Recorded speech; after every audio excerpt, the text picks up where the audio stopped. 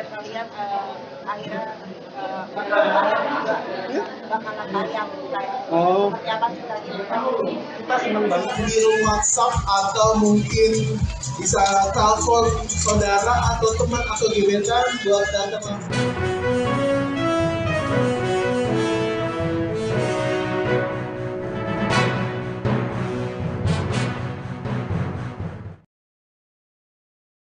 Halo Tribuners, jumpa lagi bersama dengan saya Kusnula Syaifah dalam tayangan berita selebritis di Tribun Lampung.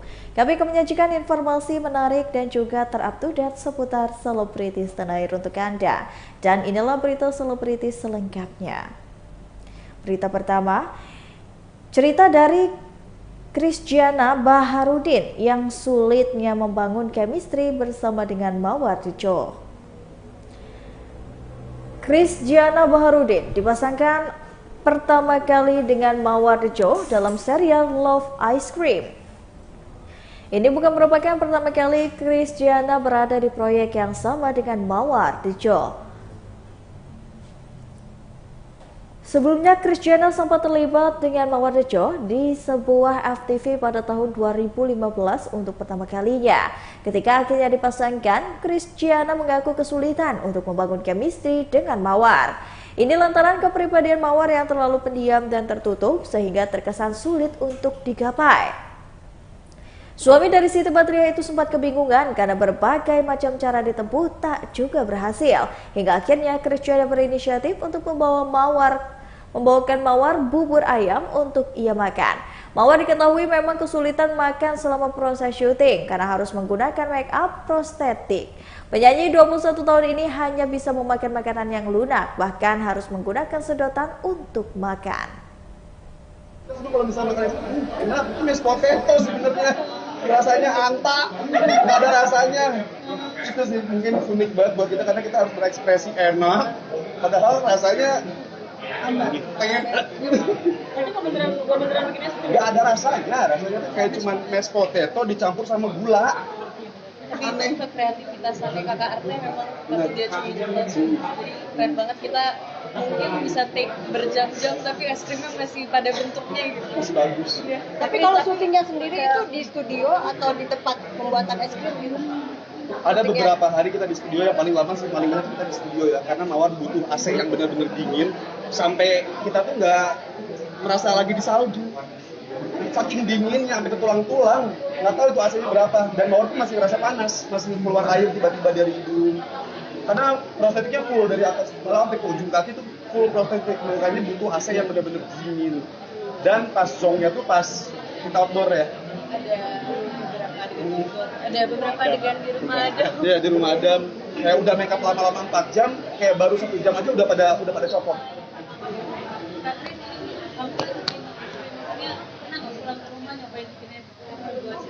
Enggak, cuman aku pas pembuatan es krim, aku bawa es krim, jadi kita dikasih es krimnya banyak banget, jadi kita dikasih es krim segede-gede gentong gini, dibawa 3 gentong gitu dibawa pulang, puas makan es krim ini dikasih sama semuanya, masalahnya ada.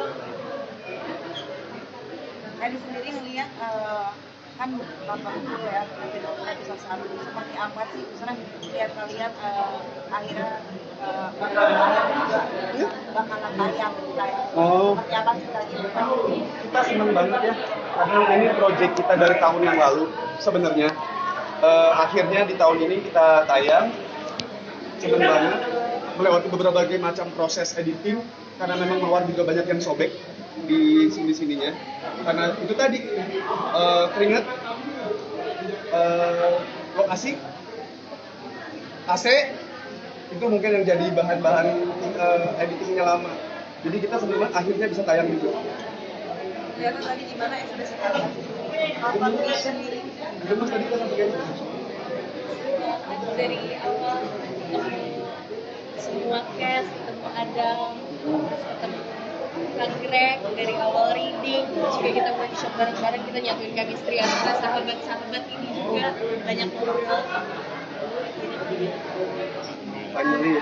Mawar acting yang lucu gitu susah nggak sih? Lebih susah atau gimana? Terima kasih kepada Kang Mika, sutradara kita, terus juga cast-cast yang luar biasa yang ada di sebelah saya itu. Jadi memang kayak Nah, ini mawar kayak gini.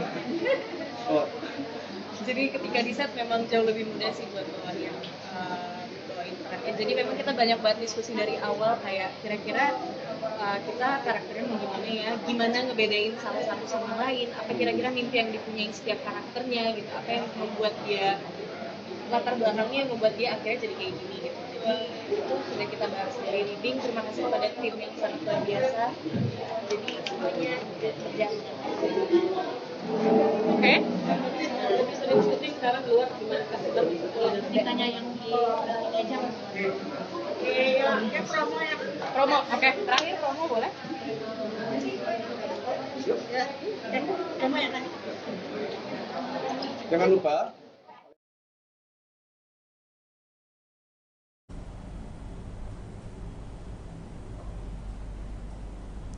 Punya menantu yang legowo memaafkan kesalahan dari putrinya. Ami Kanita auto puji setinggi langit perangai dari JJ Govinda. Ami Konita, ibunda dari Syahnaz Sadiqah, baru-baru ini memuji perangai sang menantu yakni JJ Govinda. Sebagaimana diketahui bahwa belakangan JJ Govinda menjadi sorotan usai memaafkan Syahnaz Sadiqah yang tertangkap basah selingkuh dengan Randy Kejarnet. Hal tersebut menjadi sebuah tanda, yakni sebuah tanda besar di kalangan netizen yang merasa jika seharusnya JJ Govinda mengambil langkah tegas pada Syahnaz Sadiqah yang telah melakukan kesalahan fatal. Sebagai ibu mertua, Ami Konita pun tak henti-hentinya memuji perangai dari JJ. Baginya, sang menantu adalah pria yang berjiwa besar. Ia tak egois dan mampu menahan amarah dan juga kekecewaannya demi keluarga dan juga sang anak. Ami Konita diajak umrah bersama dengan Syahnaz dan juga JJ. Dan Ami Konita mengatakan bahwa dirinya telah diajak oleh Syahnaz dan JJ untuk pergi umroh.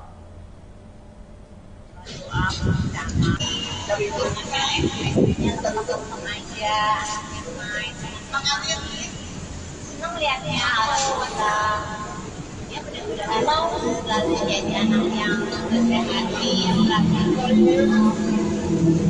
terus kemarin gimana mami saya kan sempat tinggal mamanya di depan ya rewel sih tadi yang kalian tahu kan bapaknya mungkin karena bilang gitu pada masa kita ketika dia udah pulang banyak orang orang di rumah main ini kan ini mami kalau untuk Nana sama jadi kan mau kalau ada persiapan khususnya nggak sih mami Nana sama jadi kan mau ada persiapan khususnya nggak sih? Iya insya Allah mereka mau umroh mama juga insya Allah ikut ya persiapannya adalah pengen persiapkan doa sama Rencananya Oktober kan ya mau mami? ya rencananya sih insya Allah sangat bisa jaga kesehatan dan juga karena kalau kan banyak fisiknya nanti kuat sama siapa aja nanti mau ya Allah sama mama Cici sama ya Anak-anak nggak dibawa mau ada anak-anak mau ibadah belajar mau mudah-mudahan ke depannya pulang kejadian yang kemarin itu mudah-mudahan mereka ke depannya ada hikmahnya banyak dan akan selalu doain mereka diberi jodoh sampai akhir. Sekarang gimana melihat mereka udah makin romantis, makin alhamdulillah jadinya sama Dede. Terima kasih buat Dede, laki-laki yang sangat baik hati, laki-laki maaf, sorry, laki-laki yang berjiwa besar, laki-laki yang memikirkan ke depannya untuk keluarga seperti apa. Alhamdulillah senang lihatnya, buat nanti juga dia tahu apa yang dia lakukan sekarang. Itu kejadian yang kemarin itu memang yang besar bagi tentang mereka nanti. Tapi itu yang teman-teman aja, anak yang main, mengalir senang lihatnya alhamdulillah dia benar-benar mau. Berita bahagia datang dari Adiba Kansa dan juga Egy Maulana yang akan segera menikah. Umi Pipik memberikan wejangan. Putri pertama mendiang Ustadz Jafri Al-Bukhari akan segera menikah dengan kekasihnya pesepak bola Egy Maulana Fikri. Sebagai ibu, Umi Pipik pun menyampaikan beberapa nasihat untuk sang putri. Selain itu, Umi Pipik juga menekankan pada putrinya untuk mandiri saat memutuskan untuk berumah tangga. Menurutnya, hal tersebut untuk mencegah kecemburuan di antara kedua orang tua. Lebih lanjut, ibu dari 4 anak itu mendukung penuh putusan putrinya untuk menikah di usia sangat dini. Umi Pipik menyebut bila pernikahan bisa mencegah dari banyak hal negatif lainnya. Ada kabar berita, kabar bahagia. Adiba mau November kabarnya dari seorang peranjang bulan November. Wah, kata siapa bulan November? Salah. Dah, gimana nih sebenarnya? Yang sebenarnya. Tapi kan tahun ini nih di akhir tahun. Yang penting tahun ini, ya tahun ini pokoknya. Persiapannya Mi? Persiapan ya, alhamdulillah udah siap pokoknya. Berarti melangkahi sang kakak ya Mi ya? Maafin kakak Adiba. Oh iya, terbalik. Memberikan sedikit nasihat sama Adiba juga dengan persiapan dia Karena kan menikah gitu, karena anak perempuan tua yang pertama. Ya biasalah namanya seorang ibu ya, kalau menikah sudah punya suami ya sudah punya keluarga sendiri, berarti kan nasihatnya lebih kepada kalau suami belum bangun ya istri harus bangun duluan, yang hal yang seperti itu, yang melayani dengan baik, bakti, taat sama suami gitu. Ya, pasti itulah nasihat-nasihat yang umumnya seorang ibu nasihatin anak. Nih memakai adat ya sini. Mulai diajak dakwah juga. Iya, karena kan dia memang lagi libur kan, terus ya sudah akhirnya daripada di rumah, udah ajak deh biar dia juga berani gitu menyampaikan ilmu yang dia pernah dapat di pondoknya. Oke, nih tapi tetap pakai acara adat itu nggak sini atau memang sudah dengan syariat? Ada adatnya, adat Jawa. Beneran yang nih, membuat serius. mantap nih, yang membuat mantap Adiba karena kan umurnya juga belum Atau siapa? Aku dulu juga nikah umur segitu. segitu ya. Dulu aku mau aja nikah umur segitu. 23. Tapi memang Mami tuh Umi tuh memang mengikhlaskan Adiba untuk nikah muda seperti itu. Daripada harus berlama-lama, kan segala sesuatu yang sunnah harus disegerakan. Salah satunya kan menikah itu kan sunnah ya, yang harus disegerakan supaya kita terhindar dari maksiat. Menguburkan jenazah itu harus disegerakan, kan sunnah. Sempat ada pro kontra juga tuh Mi kemarin kan sudah beres nanti tuh Apa yang itu katanya pro kontra apa? Saya tidak yang merasa harus- ada pro kontra loh. Anda jangan yang harus menikahkan harusnya inilah. Saya terus tidak merasa itu kakaknya. menjadi pro kontra. Berita itu gitu Ini loh. media aja yang bikin pro kontra, ya kan? Seperti Anda. dasar. Iyalah, ini apa nih? Tadi dulu. Apa dia? Ini ya? Habis ya? Tapi memang Abizar yang akan jadi yang akan menikahkan kakaknya. Abizar. Karena memang kalau masih ada adik kandung, saudara kandung yang sudah balik, boleh menikah. Ada pelangka, nggak pakai pelangka kan, tapi dalam arti kakak juga kakak Abizar juga siapa sih nih melihat dinasehatin juga, apakah dia nanti akan menyusul juga, akan cepet juga. Umum lah, maksudnya kalaupun anak-anak saya yang laki-laki Abizar juga kelak dia akan menikah, ya nasihatnya juga umum. Yang terpenting anak-anak saya kalau sudah menikah berumah tangga, ya dia harus punya rumah sendiri, maksudnya mau ngontrak kayak, tapi mereka harus mandiri, mereka nggak tinggal sama saya, karena untuk mengurangi cemburuan antara menantu dan mertua itu saya tidak menghindari hal itu, jadi mereka harus mandiri. Nih berarti Umi juga membebaskan anak-anak untuk memilih calonnya itu salah satunya Dari kan siapapun gitu. dari kalangan apapun ya Mi. Yang terpenting agamanya, seiman dan agamanya baik, itu aja. Ini secara mental gimana nih? Sebentar lagi kan mau melepas Adiba. Ya Anak biasa aja perempuan. kali Punya kan kita rumah tangga kan sendiri kita di gitu, dunia Mi. ini cuma dititipi sama Allah. Berita selanjutnya datang dari kondisi terkini Tukul Arwana usai 2 tahun sakit. Vega Darmawanti ungkapkan soal komunikasi. Kondisi terkini presenter Tukul Arwana diungkapkan oleh sahabatnya Vega Darmawanti. Pelawak itu sudah lama tak terdengar kabarnya seusai mengalami sakit pendarahan di bagian otak pada September 2021 kemarin. Kesehatan Tukul Arwana pun banyak dipertanyakan oleh masyarakat. Nah, Vega Darmawanti yang merupakan mantan rekan kerja dan sahabat Tukul Arwana memberikan update terkini tentang kesehatan dari pembawa acara lucu itu. Ia pun membeberkan beberapa bulan lalu sempat membesuk Tukul. Ia mengakui kondisi sahabatnya terus membaik meski masih dalam proses penyembuhan. Jika tidak membesuk, Vega terus mencari tahu perkembangan kesehatan Tukul lewat anak-anaknya dan Ega serta Vita. Ia bersyukur anak-anak Tukul mau memberikan update kesehatan dari sahabatnya itu. Vega begitu bersyukur melihat semangat Tukul yang ingin cepat sembuh.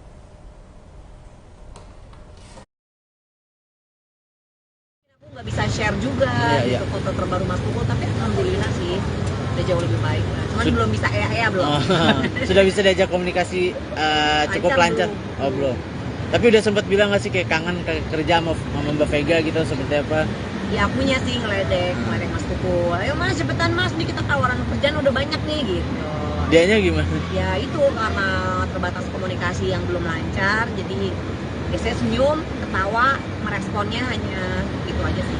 Tapi berarti sampai sekarang masih rutin terapi ya, Mbak? Mas Tukul kan masih terus fisioterapi dan ada perawat yang dampingin terus gitu. Dan ada anak dan keluarganya yang juga terus dijagain. Oke. Tapi keluarga Mas Tukul sempat kayak cerita mengenai biaya pengobatan misalnya atau seperti apa sih, Mbak? Atau mungkin masih tetap bisa di cover sama keluarga atau seperti apa? Setahu aku sih sejauh ini masih sama keluarga ya. Ya aku sih ngeliatnya Mas Tukul kan ya alhamdulillah lah, maksudnya Mas Tukul punya tabungan yang bisa mengcover kesehatannya Mas Tukul. Artinya pihak keluarga kalau ke teman-teman Mas Tukul mah nggak tertutup gitu ya, maksudnya terbuka untuk update kondisi Mas Tukul gitu. Iya.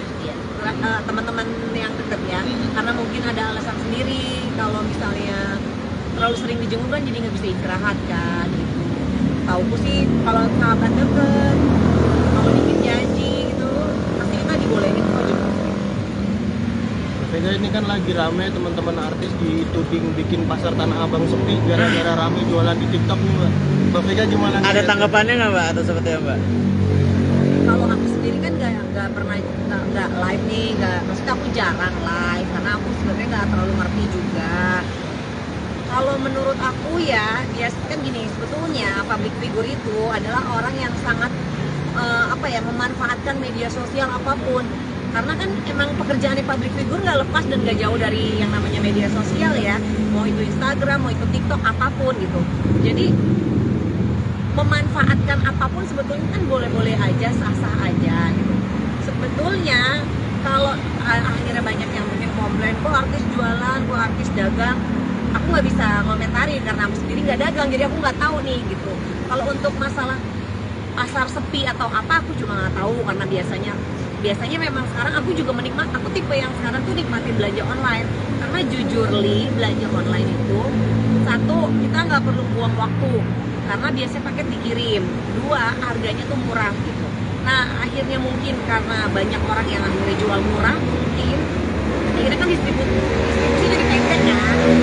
Nah itu yang aku nggak paham sih, sebenarnya aku nggak terlalu tahu. Tapi dari Mbak Vega sendiri ngelihatnya tepat nggak sih, karena kan kemarin dari pemerintah itu sempat ada wacana mau melarang media sosial yang pada akhirnya kayak disalahgunakan untuk jadi e-commerce gitu, kayak misalnya TikTok Shop kayak gitu-gitu, karena kan alasannya ya itu tadi mau bikin pasar sepi gitu. Tapi Mbak Vega sendiri sebagai salah satu konsumen jualan online gitu ya, sebagai konsumen gimana sih Mbak? Ya dilema ya, karena kan aku sendiri nih seorang konsumen lah ya, katakanlah ya, siapa sih orang yang nggak suka barang murah ya. Kalau ternyata dari yang kita beli nih harga murah itu ternyata bikin orang jadi nggak bisa jualan karena distribusinya yang pendek, sebetulnya ya jadi dilema. Karena kan menurutku gini, kita beli barang murah siapa yang nggak suka? Aku nggak senang beli barang murah gitu. Cuman mungkin akhirnya banyak pedagang yang akhirnya jadinya nggak bisa dagang lagi karena pabriknya sendiri kan jualan gitu. Kalau mungkin artis jualan, sebenarnya menurut aku misalnya pabrik figur pada jualan ya, itu kan juga mereka ditawarin, nggak ujuk-ujuk mereka mau jual sendiri gitu. Mereka ini ditawarin produk untuk jadi afiliator misalnya nih, nanti kita bagi hasil atau gimana gitu. Menurutku sih ya nggak salah juga kalau public figure menikmati yang namanya manfaat dari media sosial gitu. Tapi kalau nanti akhirnya ada larangan atau akhirnya ini juga bikin jadi banyak pedagang yang akhirnya dimatikan, akhirnya nggak bisa jualan, sebetulnya lebih kepada menurut aku sih lebih karena banyak sekarang pabrik yang akhirnya jualan langsung Jadinya tuh kalau dulu kan misalnya pabrik nggak boleh jualan langsung kan, dijual dulu nih ke distributor ke tangan 1, tangan 2, jadi berantai. Kalau sekarang ya pabriknya langsung jualan gitu loh. Ya mudah-mudahan ada jalan keluar yang terbaik lah, karena aku juga berharap kayak kita kan nggak bisa egois ya, kita nih hidup di Indonesia yang udah bertahun-tahun nih, kita tahu kalau kita mau belanja murah itu biasanya kan nggak pernah langsung ke pabrik, biasanya kita ke pasar Tanah Abang atau kemana gitu ya. Mudah-mudahan ada jalan keluar, jadi ekonomi di Indonesia tuh bisa pulih lagi, tapi juga kita para konsumen bisa belanja barang murah gitu aja sih. Nanti biar aku tanyain ya sama menteri yang berkepentingan. Satu lagi Mbak Vega, apa lagi?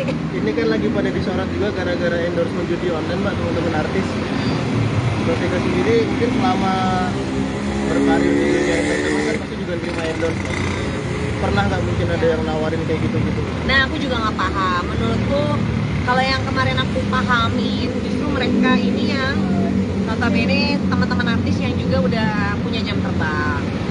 Entah itu kecolongan aku nggak tahu, entah itu waktu di awal itu sistem sistem programnya itu kayak gimana aku nggak paham ya. Karena kalau aku sendiri, kalau yang sifatnya kayak endorse juga termasuk yang difilter dulu sih, misalnya produknya apa. Kadang produk bener aja, kadang selama shotnya nggak amanah gitu. Jadi sekarang tuh ya harusnya sih jauh lebih bisa difilter dengan baik. Ada tim yang bisa ada tim yang bisa tahu bahwa ini termasuk judi kah kategorinya, bisa termasuk hanya sekedar games gitu. Karena kadang-kadang kalau kita bagi yang awam, kita nggak bisa ngebedain mana yang namanya games, mana yang online. Tapi Mbak Vega sempat pernah menerima nggak sih tawaran untuk kayak judi online walaupun itu berkedok game gitu? Kalau aku nggak pernah, karena aku sendiri juga kayak menurutku misalnya nih games ya masuk ke aku suruh ngiklanin, ya menurut aku nggak berkompeten ngiklanin game. Orang kayaknya para netizen juga tahu Vega Darwanti tuh jarang main game, jadi aku pinginnya ngiklanin sesuatu yang aku paham, misalnya baju, skincare kayak gitu-gitu. Kalau di luar yang aku nggak paham biasanya aku nggak terima endorse ya, nggak semua. Gelar jajaran ketiga, Nagita Slavina ternyata penasaran mencicipi makanan yang satu ini. Nagita Slavina kembali menggelar festival kuliner jajaran ketiga kalinya. Festival kuliner yang digagas oleh Nagita Slavina ini diselenggarakan di Senayan Park, Jakarta Pusat selama 9 hari, yakni dari 23 September sampai dengan 1 Oktober. Nagita Slavina pun menyebut makanan ini membuatnya penasaran ingin mencoba jajaran bertema Nusantara itu. Istri dari Raffi Ahmad ini pun mengungkapkan alasan dipilihnya tema Nusantara dalam festival kuliner tersebut. Dalam festival jajaran ketiga ini, Nagita Slavina mengajak 60 tenan makanan yang sesuai dengan tema Nusantara. Dan sekedar informasi kuliner, jajaran yang disuguhkan Nagita Slavina itu menyediakan panggung musik hingga lomba memasak.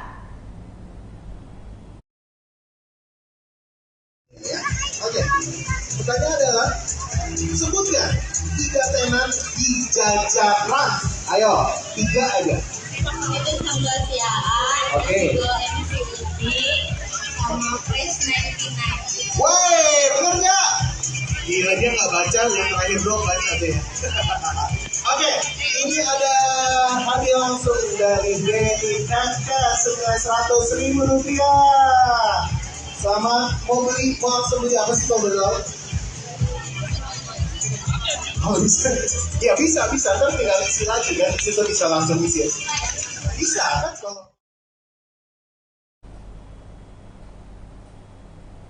Baiklah Tribuners, setelah tadi berita selebritis di Tribun Lampung bersama dengan saya Kusnul Asyaifah. Jangan lupa untuk terus saksikan video selengkapnya di YouTube Tribun Lampung News Video, Facebook Tribun Lampung, Instagram Tribun Lampung, dan juga TikTok Tribun Lampung untuk bisa mendapatkan informasi terupdate lainnya. Selamat sore dan sampai jumpa.